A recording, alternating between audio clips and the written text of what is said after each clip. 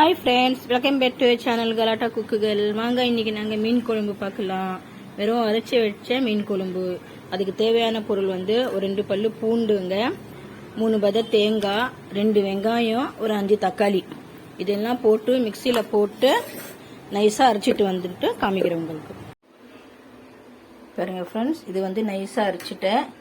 இது வந்து புளி கரைச்சி வச்சிருக்கிறேன். இது வந்து இந்த மசாலா வந்து இதில் போட்டுக்கலாம்.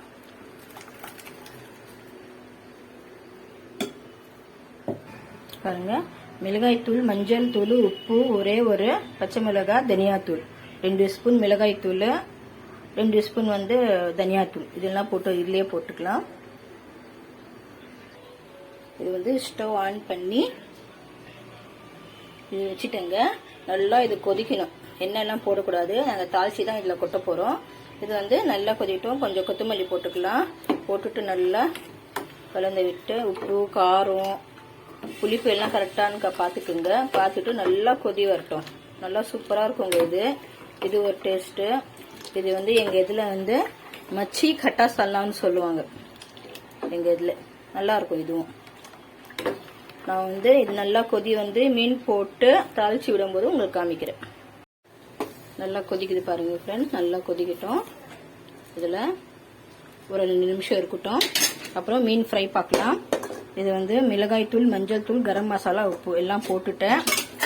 எல்லாம் போட்டுட்டு நல்லா கலக்கி ஒரு 5 நிமிஷம் ஃப்ரிட்ஜில் வச்சிடலாம். அப்போ தான் உங்களுக்கு நல்லா மசாலா ஏறி சூப்பராக இருக்கும். பாருங்க, நல்லா கலக்கி அப்படியே இது எடுத்து ஃப்ரிட்ஜில் வச்சிடலாம். இது வந்து நல்லா கொதிக்குது. இதுலேயே வந்து நாங்கள் மீன் போடலாம். பிஸ்மில்லா போட்டு பாருங்க. வஞ்சரோட தலை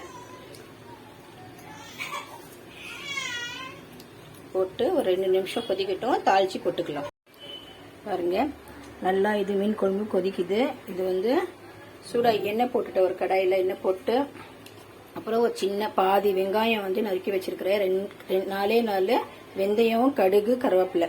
இது கருவேப்பிலை வந்து எதுக்கு காஞ்சி இருக்குன்னா, நான் கழுவி நல்லா சுத்தம் பண்ணி கழுவி நல்லா காய வச்சு டப்பாக்குள்ள போட்டு வச்சிருவேங்க. அதனால கொஞ்சம் ஃப்ரெஷ்ஷாக இருக்காது என்கிட்ட. ஃப்ரெஷ்ஷாக இருந்தால் ஃப்ரெஷ்ஷாக போடுவேன்.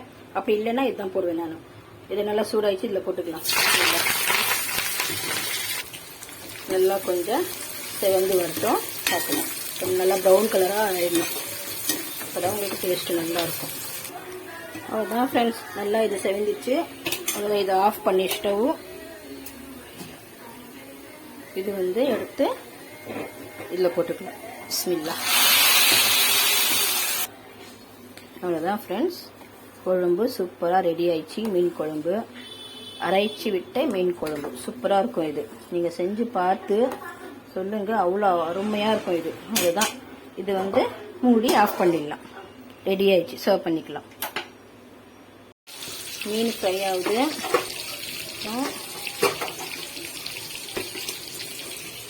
இது வந்து ரெடி ஆயிடுச்சுங்க. வாங்க நாங்கள் சர்வ் பண்ணிக்கலாம்.